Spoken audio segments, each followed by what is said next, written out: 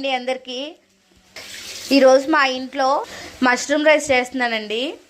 First oil అను మసాలా దినుసులు అవన్నీ వేసేసుకొని ఆనియన్స్ అను టమాటా కొంచెం ఇలా లైట్ గోల్డెన్ బ్రౌన్ వచ్చే వరకు ఉంచుకోవాలి.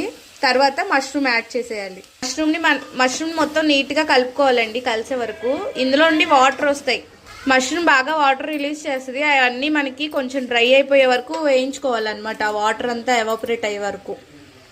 ఇందులో కొంచెం టర్మరిక్ అను సాల్ట్ వేసుకోవాలండి. కల్లులుప్పు వేసుకున్నాను, మీ ఇష్టం, మీరు ఏదైనా వేసుకోండి కదండి. మష్రూమ్స్ లో వాటర్ రిలీజ్ అవుతాయని ఆల్మోస్ట్ రిలీజ్ అయిపోయి ఎవాపరేట్ అవడానికి దగ్గరగా ఉన్నాయి. ఈ కొంచెం వాటర్ కూడా ఎవాపరేట్ అయిపోయిన తర్వాత మనం వాటర్ పోసుకోవాలి. నేను ఈ గ్లాస్ తో 1.5 గ్లాస్ బియ్యం తీసుకున్నాను. So 2 glasses of water పోస్తానండి.